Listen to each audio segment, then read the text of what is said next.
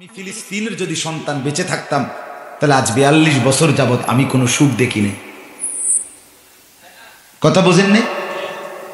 আমি কল্পনা করি আমি কাশ্মীরের সন্তান, তাইলে আমার বয়স 42, কাশ্মীরের সন্তান হওয়ার কারণে আমি কোনো দিন জন্মের পর থেকে কি দেখি নাই? সুখ। আমি কল্পনা করি আমি রোহিঙ্গা সন্তান, আমি এক রোহিঙ্গা মনে করি, তো কল্পনা করে দেখেন তারা তো আজকে 59 বছর রক্ত দিচ্ছে, তাহলে আমি 42 বছর, আমি জন্মের পরে রোহিঙ্গায় কোনোদিন কি দেখি নাই? সুখ দেখি। তাহলে তুমি যে বন্ধু 18 বছর 20 বছরে এখনো মায়ের আদরে, বাবার আদরে, বাবার ঘরে 3 বেলা খানা খাইয়া আল্লাহ যে এখনো তোমাকে ভালো রাখছে। ফিলিস্তিনের 7 লক্ষ বাচ্চা, 7 বছর 8 বছর 10 বছরের বাচ্চা, মা হারা, বাবা হারা, ঘর হারা, পরিবার হারা, আগামী হায়াতটা কোথায় কাটাবে ছেলেটা জানে না। আমি নিজ চোখে দেখছি, খবরের মধ্যে দেখাইছে যে 8 বছরের বাচ্চা চিৎকার করে করে লাশের মুখ খুলতেছে, কাপড়, আর বাবার লাশ, মায়ের লাশ খুঁজতেছে, খুঁজাও পায় না, চেনেও না। আপন মা নিজের বাচ্চাদেরকে হাতের মধ্যে পায়ের মধ্যে রশি লাগায় দিতেছে, লাল নীল রশি। জিজ্ঞাসা করছে, মা তুমি এরকম করছো কেন? বলছে, একটু পরে যখন আমার সন্তান শহীদ হয়ে যাবে, লাশের ভিড় থেকে আমি যেন আমার ছেলের লাশ বের করতে পারি, এজন্য চিহ্ন দিয়ে দিছি। বাবারা, ফিরতেই হবে বাপ। তুমি ভালো না হলে, তুমি চরিত্রবান না হলে, তুমি ঈমানওয়ালা না হইলে তুমিও কষ্ট পাইবা, পরবর্তী জেনারেশনও কষ্ট পাবে। আল্লাহ চাইলে তোমরাও বিয়ে করবে, আল্লাহ চাইলে হতে পারে তোমাদের সন্তান হবে, ছোট ভাই আছে, বোন আছে। আগামী প্রজন্ম পৃথিবীতে তো আমার এই চাচাদেরকে দিয়ে শেষ হবে না, আল্লাহ চাইলে না শেষ হবে, ঠিক কিনা বলেন? তা আগামী 30 বছর পরে যে আমরা নিজের জান মাল ইজ্জত নিয়ে থাকতে পারবো তার নিশ্চয়তা আছে তো? তাইলে কেন আল্লাহকে নারাজ করা, কেন আল্লাহকে বাদ দেওয়া? রাত গভীরে আমি বুঝাই কইলাম, বাবারা ফিকির কর, জিন্দিগিটা নষ্ট করে দিও না। তুমিও কষ্ট পাইবা, জাতীয় কষ্ট পাবে, মুসলিম সম্প্রদায়ও কষ্ট পাবে। আল্লাহ আমাদেরকে বুঝ দান করে। কোরআনুল কারীম আল্লাহ বারবার বলছে, মা আসাবাকুম মিন মুসিবাতিন ফাবিমা কাসাবাত আইদিকুম। আল্লাহ বলে, বান্দা এই জমিনের মধ্যে তোমাদের যত মুসিবত সব তোমাদের গুনাহের কামাই। কিসের কামাই বলেন না? গুনাহ। ইয়াফু আন কাসীর। আল্লাহ বলে, অগণিত গুনাহ আমি এমনিতেই মাফ করে দেই। যদি সব গুনার কারণে সমান সমান মুসিবত দিতাম তো 1 সেকেন্ড জমিনের মধ্যে টিকতে পারতাম। আল্লাহ কোরআনে বলছে, তাইলে টিকতে পারবা না। আমি বাস্তব করে দেই, ধরি না 1000টা, ধরি না লক্ষ গুনাহ, মাঝে মধ্যে ধরি, মাঝে মধ্যে 1 কোটি গুনাহ, 1000 কোটি গুনার পরে আমি আল্লাহ তাআলা এই অল্প স্বল্প, কখনো ঘূর্ণিঝড়, কখনো জলোচ্ছ্বাস, কখনো টর্নেডো, কখনো মহামারী, কখনো কাফের মুশরিকদের দ্বারা আক্রমণ করিয়ে থাকি, এই মুসিবত পেরেশানিতে ফেলি। আল্লাহ বলে, তাও কেন? তাও শুধু এই উদ্দেশ্যে বাকি মানুষগুলো যেন আমি আল্লাহর দিকে জলদি জলদি ফিরে চলে আসে। লাআল্লাহুম ইয়ারজিউন। প্রতিটা ভূমিকম্পে মরে যা বেঁচে থাকে তার চাইতে বেশি। কথা বলেন না কেন? প্রত্যেকটা ঘূর্ণিঝড়ে মরে যা বেঁচে থাকে তার চাইতে বেশি না? প্রতিটা ভূমিকম্পে মরে যা বেঁচে থাকে তার চাইতে বেশি না? মনে করেন এই যে করোনাতে মরছে যতই মরুক, কিন্তু মরছে যা, এখনো বেঁচে আছি আমরা বেশি না কম? তাইলে বোঝা গেল প্রত্যেকটা বিপদ, প্রত্যেকটা অ্যাক্সিডেন্ট, প্রত্যেকটা মুসিবতে আল্লাহ তাআলা নিয়ে যায় যা, কিন্তু রাইখা দেয় তার চাইতে বেশি। উদ্দেশ্য এই অল্প দেখে বেশিরা যেন বদলে যায়, সংশোধন হয়েছে, নিজেকে শুধরায় নেয়। আতুবু ইলাল্লাহি জামিআন আইয়ুহাল মুমিনুন লাআল্লাকুম তুফলিহুন। আল্লাহ তাআলা বলেন, হে ঈমানদার মুমিন, তোমরা সবাই আমি আল্লাহর দিকে ফিরে আসো। লাআল্লাকুম তুফলিহুন, তাহলেই তোমরা সফল হবে, কামিয়াব হবে। এই জন্য আমি ধমকে হোক নরমে হোক শক্ত করেও বললাম, বাবা আপনারা মুরব্বীদের কাছে অনুরোধ, বাবারা অনুরোধ করছি, আপনারা আপনাদের জিন্দিগির হিসাব মিলান। আপনার স্ত্রীর নামাজ, আপনার ছেলে মেয়ের নামাজ, আপনার মেয়ের পবিত্রতা, আপনার মেয়ের চরিত্র, পর্দা পুশিদা, এটাই আপনার সংসার, এটাই আপনার সফলতা, এটাই আপনি কিছু করছেন। নয়তো শুধু খাট পালং আর সোফা, ফার্নিচার, নুনের বাড়ি, চায়ের কাপ, কাচের প্লেট, এগুলো পরবর্তী 20 বছর 10 বছরের মাথা কিচ্ছু থাকবে না, কিচ্ছু রাখবে না। 12 বছর এরা শুধু এই কয়জন মানুষ মারা টার্গেট না, এরা গোটা পৃথিবী মুসলমান শূন্য করা, এটা তাদের সিদ্ধান্ত, এটা টার্গেট। তুমি বাঁচবা কেন? তোমার ছোট্ট ভাইটা বাঁচবে কেন? কথা বলেন। অনেকের ঘরে ছোট ভাই আছে না, ছোট বোন আছে না, তো 2 বছরের বোনটা বাঁচবে কিভাবে? 2 বছরের ভাইটা বাঁচবে কিভাবে? 7 বছরের সন্তানটা বাঁচবে কিভাবে? আগামী দিন 7 লক্ষ শিশু, ফিলিস্তিনের মধ্যে পত্রিকার রিপোর্ট, 7 লাখ বাচ্চা জানে না তারা কোথায় আশ্রয় নিবে, তাদের মাও নাই বাবাও নাই, শহীদ হয়ে গেছে। প্রিয় বন্ধু, কার টাকা নষ্ট করতেছে? হ্যাঁ, এই চুল কাটতে গিয়ে যে 300 টাকা খরচ করছো, এটা কি মাটির তলের থেকে বের হইছে? তোমার বাবার ঘামের টাকা, তোমার ভাইয়ের ঘামের টাকা। প্রত্যেকটা টাকা উপার্জন করতে যে 2 আঙ্গুলে মোবাইল টিপ্পা শেষ করে লাইতেছ, প্রতিটা টাকা উপার্জনের পিছনে মাথার ঘাম আছে, কপালের ঘাম আছে, ঘাম জড়ানো, ঘাম মিশা টাকা। সেই টাকা তুমি 2 আঙ্গুলে এভাবে নষ্ট করে দিচ্ছ, ফালতু কাজে নষ্ট করে দিচ্ছ, বন্ধুদের আড্ডায় শেষ করে। আমার কাছে সেদিন এক ছেলে আসছে, এক যুবক, সে বলতেছে, হুজুর 1 বছরে বন্ধুদের আড্ডায় 45 লক্ষ টাকা খরচ করছে বাবার। এমন কান্দা কানতেছে বৈশা আসে আমার কাছে। পরে আমি বললাম, কয় যে হুজুর আমি আজকে আসছি কেন? আমি বললাম, তো আমার কাছে আসছেন কেন? তো আমার লাকসামের একজন খুব মহব্বতের এক ভাই, ওনার কাছে সেই যুবক গিয়া বলছে যে, ভাই আমার এমন একজন কারোর লোকে কুদুর বসবার সুযোগ দেন যে আমার দিলটা একটু শান্ত হয়, বা আমি সব উড়াই এলাইছি বন্ধুদের জন্য, কিন্তু আমার কলিজার মধ্যে কোনো তৃপ্তি পাচ্ছি না। এই তখন ওনারে আমার কাছে নিয়ে পর আমি সারাদিন আমার লগে রাখছি, গাড়িতে মাহফিলে নিয়ে গেছি, আমার সাথে খাওয়াইছি রাত্রে, তো গিয়ে রাত্রে বিদায় নিছি। তো বলতেছে যে হুজুর সুখ তো পেলাম না। বন্ধু, আমার এই জন্য গুনাহ, আল্লাহর নাফরমানি সুখ দেয় না। নিরাপত্তা হারিয়ে যাবে আমাদের, আমরা নিরাপত্তা শূন্য হয়ে যাব। আমাদের চতুর্দিকেও 130 কোটি কাফের। আমাদের কাঁটাতারের বেড়ার ওই পাশে 1 ইঞ্চি জায়গা বাংলাদেশের চতুর্দিকে কোনো মুসলিম রাষ্ট্রের বর্ডার নাই, আছে? তাহলে আমরা নিরাপদ ভাবছি কেন? এটা দল না, এটা বাংলাদেশের 2টা দল 3টা দলের 4টা দলের ধাক্কাধাক্কি না, এটা মুসলমানের অস্তিত্বের প্রশ্ন, আমার ইমানের প্রশ্ন। এটা মার্কা না দোস্ত, এটা আমার ইমান। আমার ইমান, খোদার কসম, আমার মূল পুঁজি, আমার স্ত্রীর মূল পুঁজি, আমার ছেলেটার মূল পুঁজি, আমার মেয়েটার মূল পুঁজি।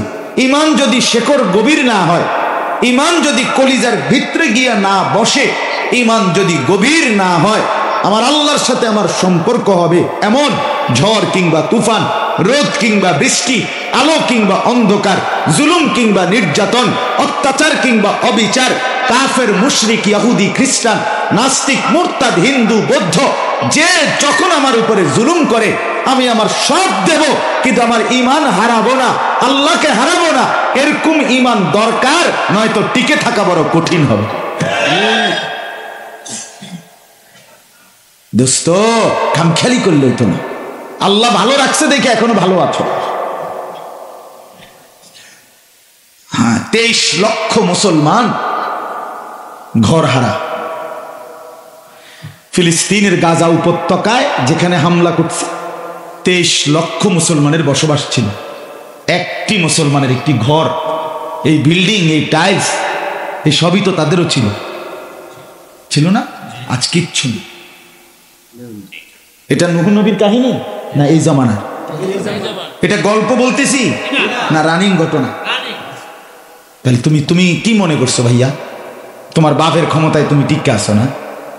তোমার এই মাস্তানি, তোমার এই চুল নিয়া বাহার, তোমার এই মোবাইলের কারণে তুমি টিকে রয়েছো না?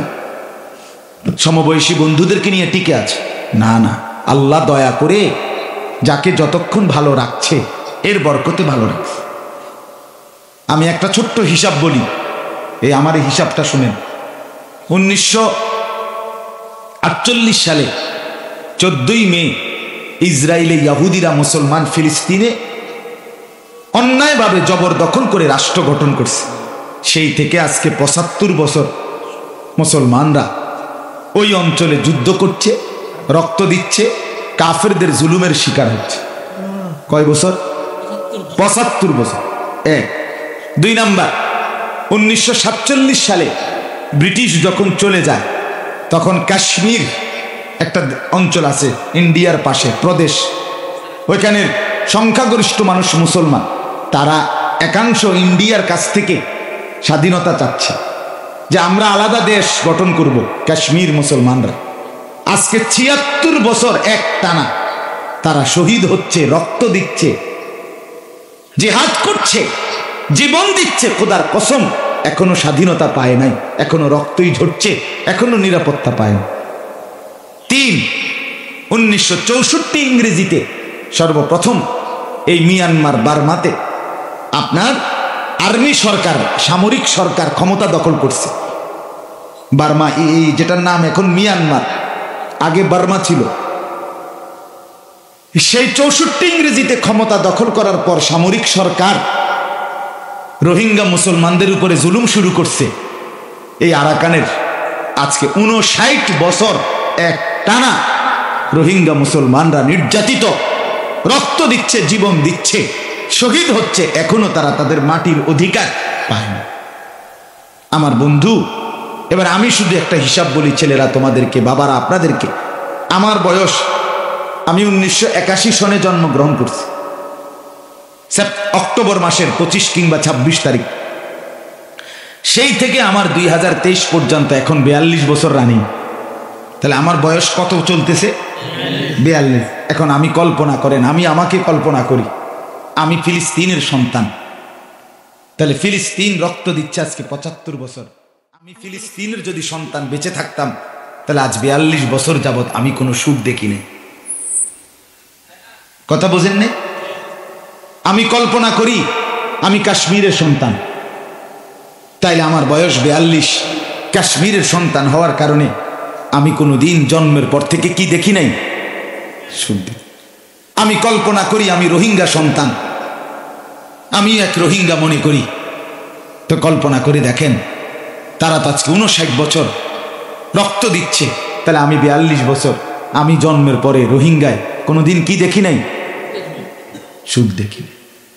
তাহলে তুমি যে বন্ধু 18 বছর 20 বছরে এখনো মায়ের আদরে, বাবার আদরে, বাবার ঘরে 3 বেলা খানা খাইয়া আল্লাহ যে এখনো তোমাকে ভালো রাখছে। ফিলিস্তিনের 7 লক্ষ বাচ্চা, 7 বছর 8 বছর 10 বছরের বাচ্চা, মা হারা, বাবা হারা, ঘর হারা, পরিবার হারা, আগামী হায়াতটা কোথায় কাটাবে ছেলেটা জানে না। আমি নিজ চোখে দেখছি, খবরের মধ্যে দেখাইছে যে 8 বছরের বাচ্চা চিৎকার করে করে লাশের মুখ খুলতেছে, কাপড়, আর বাবার লাশ, মায়ের লাশ খুঁজতেছে, খুঁজাও পায় না, চেনেও না। আপন মা নিজের বাচ্চাদেরকে হাতের মধ্যে, পায়ের মধ্যে রশি লাগায় দিতেছে, লাল নীল রশি। জিজ্ঞাসা করছে, মা তুমি এরকম করছো কেন? বলছে, একটু পরে যখন আমার সন্তান শহীদ হয়ে যাবে, লাশের ভিড় থেকে আমি যেন আমার ছেলের লাশ বের করতে পারি, এজন্য চিহ্ন দিয়ে দিছি। বাবারা, ফিরতেই হবে বাপ। তুমি ভালো না হলে, তুমি চরিত্রবান না হলে, তুমি ঈমানওয়ালা না হইলে তুমিও কষ্ট পাইবা, পরবর্তী জেনারেশনও কষ্ট পাবে। আল্লাহ চাইলে তোমরাও বিয়ে করবে, আল্লাহ চাইলে হইতে পারে তোমাদের সন্তান হবে, ছোট ভাই আছে, বোন আছে।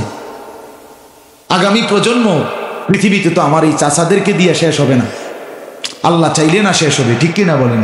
তা আগামী 30 বছর পরে যে আমরা নিজের জান মাল ইজ্জত নিয়ে থাকতে পারবো তার নিশ্চয়তা আছে তো? তাইলে কেন আল্লাহকে নারাজ করা, কেন আল্লাহকে বাদ দেওয়া? রাত গভীরে আমি বুঝায় কইলাম, বাবারা ফিকির কর, জিন্দিগিটা নষ্ট করে দিও না। তুমিও কষ্ট পাইবা, জাতীয় কষ্ট পাবে, মুসলিম সম্প্রদায়ও কষ্ট পাবে। আল্লাহ আমাদেরকে বুঝ দান করে। কোরআনুল কারীমে আল্লাহ বারবার বলছে, মা আসাবাকুম মিন মুসিবাতিন ফাবিমা কাসাবাত আইদিকুম। আল্লাহ বলে, বান্দা এই জমিনের মধ্যে তোমাদের যত মুসিবত সব তোমাদের গুনাহের কামাই। কিসের কামাই বলেন না? গুনাহ। ইয়াফু আন কাসীর। আল্লাহ বলে, অগণিত গুনাহ আমি এমনিতেই মাফ করে দেই। যদি সব গুনার কারণে সমান সমান মুসিবত দিতাম তো এক সেকেন্ড জমিনের মধ্যে টিকতে পারতাম। আল্লাহ কোরআনে বলছে, তাইলে টিকতে পারবা না। আমি বাস্তব করে দেই, ধরি না হাজারটা, ধরি না লক্ষ গুনাহ, মাঝে মধ্যে ধরি, মাঝে মধ্যে 1 কোটি গুনাহ, 1000 কোটি গুনার পরে আমি আল্লাহ তাআলা এই অল্প স্বল্প, কখনো ঘূর্ণিঝড়, কখনো জলোচ্ছ্বাস, কখনো টর্নেডো, কখনো মহামারী, কখনো কাফের মুশরিকদের দ্বারা আক্রমণ করিয়ে থাকি, এই মুসিবত পেরেশানিতে ফেলি। আল্লাহ বলে, তাও কেন?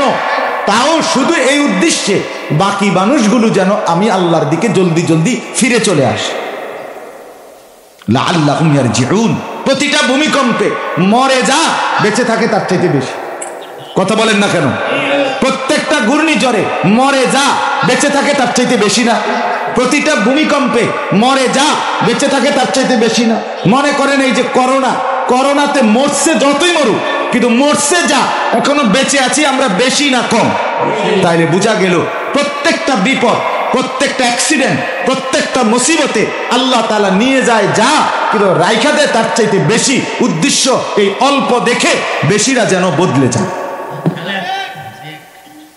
সংশোধন হয়েছে, নিজেকে শুধরায় নেয়। আতুবু ইলাল্লাহি জামিআন আইয়ুহাল মুমিনুন লাআল্লাকুম তুফলিহুন। আল্লাহ তাআলা বলেন, হে ঈমানদার মুমিন, তোমরা সবাই আমি আল্লাহর দিকে ফিরে আসো। লাআল্লাকুম তুফলিহুন, তাহলেই তোমরা সফল হবে, কামিয়াব হবে। এজন্য আমি ধমকে হোক নরমে হোক শক্ত করেও বললাম, বাবা আপনারা মুরব্বীদের কাছে অনুরোধ, বাবারা অনুরোধ করছি, আপনারা আপনাদের জিন্দেগির হিসাব মিলান। আপনার স্ত্রীর নামাজ, আপনার ছেলে মেয়ের নামাজ, আপনার মেয়ের পবিত্রতা, আপনার মেয়ের চরিত্র, পর্দা পুশিদা, এটাই আপনার সংসার, এটাই আপনার সফলতা, এটাই আপনি কিছু করছেন। নাই তো শুধু খাট পালং আর সোফা, ফার্নিচার, নুনের বাড়ি, চায়ের কাপ, কাঁচের প্লেট, এগুলো পরবর্তী 20 বছর 10 বছরের মাথা কিচ্ছু থাকবে না, কিচ্ছু রাখবে না। 12 বছর পরে আমার দাদা মৃত্যুর, আমার বড় জ্যাঠারে আমি বলছিলাম, জ্যাঠা আমার দাদা মারা গেছে 12 বছর হয়, আমার দাদার কোনো স্মৃতি আমনের ঘরে আসেনি, একটা নুনের বাড়ি। আমার জ্যাঠা বলছিল, কায়দা দিছিল যে না ভাতিজা, আমার জ্যাঠা এখনো বাইচা আছে, না ভাতিজা তোমারে দেখাইবার মতো তোমার দাদার কোনো স্মৃতি আমার ঘরে নাই। এর নাম দুনিয়া। এর নাম কি? এই সোফা যদি 1 কোটি টাকা দিয়েও বানায়, 1 লক্ষ না 10 লাখ টাকা দিয়েও বানায়, পরবর্তী 20 বছরের ব্যবধানে ফ্যামিলির সদস্যরা এটা ফেলে দিবি, বলবি ইডিয়ন চলে না। আরে তোর দাদায় বানাইছে, তোর বাপে কষ্ট করে বানায়, আরে রাখ, বাপে বানাইলে বানাইছে, ইতা নন চলে না, আমি দিকে হালাই রাখুন। এর নাম দুনিয়া। এই জন্য বাবাদের কাছে বললাম, নিজেদের স্ত্রী, নিজেদের ছেলে, নিজেদের মেয়ের সেজদার ফিকির করেন, এটা স্থায়ী। নামাজের ফিকির করেন, কোরআন তিলাওয়াতের ফিকির করেন, ওযু গোসলের ফিকির করেন, চেহারা সুরত পবিত্রতার ফিকির করেন, পর্দা পুশিদার ফিকির করেন। নারীর পর্দা এটা স্থায়ী, জান্নাত পর্যন্ত পৌঁছবে। আমার আপনার সেজদা এটা স্থায়ী, এটা আমাকে জান্নাত পর্যন্ত পৌঁছাবে। এটা মরবে না, এটা শেষ হবে না, এটা নষ্ট হবে না। আল্লাহ তাআলা কোরআনে বলছে, ওয়াল বাকিয়াতুস সালিহাত, বাকি থাকবে শুধুই নেক আমল, নেক আমল। অতএব দয়া করে আজকে রাতে আপনাদের কাছে অনুরোধ করলাম, যতগুলো ছেলে তোমরা বসছো ভাইয়া, লজ্জার বিষয় না, আমি বলছি এতে লজ্জার কিচ্ছু না। তুমি ভাবো, তুমি তোমার উপরে দয়া করো, তুমি নামাজ পড়ো, যাদের চেহারা সুরত এলোমেলো সুন্দর কর, মুসলমানের মতো সাজো। কেন কাফের? আমাদের আল্লাহ আছে, আমাদের রসুল আছে, আমাদের একটা কোরআন আছে, আমাদের রসুলের হাদিস সুন্নাত আছে, আমাদের ধর্ম আছে, আমাদের বাপ আছে, মা আছে, বংশ আছে, দেশ আছে, জাতি আছে, সমাজ আছে, ইজ্জত আছে, সম্মান আছে। আমি কেন কাফের, বেঈমান, ইহুদি, খ্রিস্টান ওই নাফরমানদের মতো হতে যাব? কেন যাব মিয়া? সিনেমার নায়িকারা খুশিতে নাই, টেলিভিশনের নায়করা খুশিতে নাই, রাস্তার নর্তকী খুশিতে নাই, ইউরোপ আমেরিকার মানুষের ব্যক্তি জীবন আনন্দে নাই। তুমি খবর নাও। ধোকা, এই হাসি ধোকা, এই অভিনয় ধোকা, এই চাকচিক্য ধোকা বন্ধু, ধোকা ধোকা। রূপ যৌবন আর মানুষকে শরীর প্রদর্শন, অশ্লীলতা, এটা ধোকা। আমরা প্রত্যেকেই কাফেরদের সমস্ত কুফরি, বেঈমানের সমস্ত নাফরমানি, মুশরিকের সমস্ত শিরিক, আল্লাহ বলছে একদম এমন দুর্বল গাছের মতো, খবিস গাছ, যেই গাছ ফল টান দিলে গোড়া সহ শেকড় সহ টান দিলে উঠে এসে পড়ে। আর মুমিনের ঈমান, মুমিনের কালেমা, মুমিনের লা ইলাহা ইল্লাল্লাহ, মুমিনের বিশ্বাস, আল্লাহ তাআলা বলছে পবিত্র গাছের মতো। নবী উদাহরণ দিয়ে বুঝাইছে খেজুর গাছ, যেটার শেকড় অনেক গভীর, কাণ্ড অনেক মজবুত এবং লম্বা দৈর্ঘ্য অনেক বেশি, ডালপালা অনেক ছড়ানো, ফল সারা বছর খাওয়ার উপযোগী। আল্লাহ বলেন মুমিনের ঈমানও ঠিক এরকম খেজুর গাছের মতো, কলিজার ভেতরে শিকড় গাড়া, পুরা দেহে নেক আমল দিয়ে মোড়ানো, আর প্রত্যেকটা নড়া চড়া নেকি হিসাবে জান্নাতের দিকে পৌঁছতেছে। আল্লাহ তাআলা এখানে বলছে, এইবার শুনেন তর্জমা, তাইলে কথা শেষ। আমি এটা বুঝাই বললাম সংক্ষেপে। এখানে আল্লাহ, আমি যে আয়াতগুলো পড়ছি, এই আয়াতগুলোতে আল্লাহ তাআলা এই কথাটাই বলছে। 13 নম্বর পারা, 14 নম্বর সূরা, সূরা ইব্রাহিম, এই সূরার 24 নম্বর আয়াত থেকে আমি পড়ছি। দেখেন আল্লাহ তাআলা বলেন, আলাম তারা কাইফা দারাবাল্লাহু মাসালান। আল্লাহ বলে, হে নবী আপনি দেখলেন আমি আল্লাহ কেমন সুন্দর দৃষ্টান্ত, উপমা, উদাহরণ দিলাম।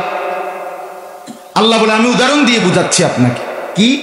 কালিমাতান তাইয়্যিবাতান কাশাজারাতিন তাইয়্যিবা। এক মুমিনের কালেমায়ে তাইয়্যিবা। কালেমায়ে তাইয়্যিবা কি কন্ত? মুহাম্মাদুর রাসূলুল্লাহ। আল্লাহ বলেন এই কালেমায়ে তাইয়্যিবা এটা কেমন? আল্লাহ বলেন আমি আপনাকে উদাহরণ দিয়ে বুঝাচ্ছি নবী। এটা হলো কাশাজারাতিন তাইয়্যিবা, এটা হলো একটি পবিত্র গাছের মতো। মুমিনের কালেমা, মুমিনের ঈমান কেমন পবিত্র গাছ? আমাদের প্রিয় নবী সাল্লাল্লাহু আলাইহি সাল্লাম তাফসীরে বলছেন এটা হলো খেজুর গাছ। কি গাছ? আসলুহা সাবিতুন। আল্লাহ বলে এটা এমন পবিত্র গাছ যে গাছের শেকড় অনেক গভীরে মজবুত।